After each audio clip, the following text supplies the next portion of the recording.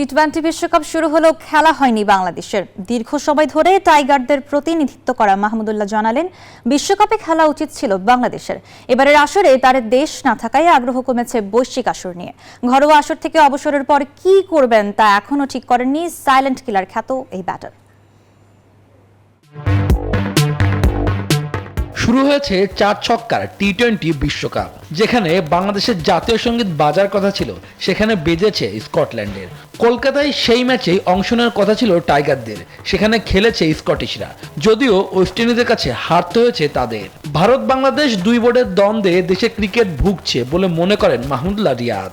দিন শেষে ক্রিকেটাররা যেন বঞ্চিত না হয়, যেহেতু বাংলাদেশে আমার টিম যদি না থাকে তাহলে আমি খুব একটা এরকম ইন্টারেস্টও কমে গেছে, টু বি অনেস্ট আমি যদি বলি।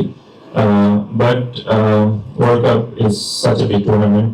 যুক্তরাষ্ট্রের এক নম্বর জিম চেইন গোল্ডস জিম এখন আবারও বাংলাদেশে। বসুন্ধরা আবাসিক এলাকা ও বসুন্ধরা সিটি শপিং মলে। বিশ্বকাপের দলে থাকা বেশ কিছু ক্রিকেটারের সাথেও কথা হয়েছে সাইলেন্ট কিলার খ্যাত রিয়াদের। তাদের অনেকের মনে আক্ষেপ রয়েছে বিশ্বকাপ জয়ের আসরে অংশ না নিতে পারায়। ক্রিকেটাররাও হয়তো এটা মিস করছে এবং আমি শুনেছি বেশ কয়েকজনের কাছে এবং কমবেশি সবার সাথে কথা বলছে। But it is not in our hands.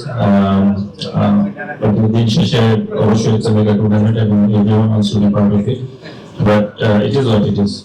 প্রায় 1.5 যুগ বাংলাদেশের জার্সিতে প্রতিনিধিত্ব করেছেন রিয়াদ। খেলে যাচ্ছেন BPL.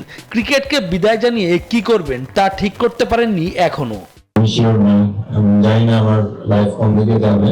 At the moment I am enjoying my life. I'm still fit, alhamdulillah. I still want to play cricket. It all depends on my body. জাতীয় দলে না খেললেও মাহমুদুল্লাহ রিয়াদের জনপ্রিয়তা এখনো অটুট। রাজধানীর গুলশানে এক অনুষ্ঠানে যোগ দেন জাতীয় দলের সাবেক এই ক্রিকেটার। সেখানেও পাওয়া গেল তার ভক্ত।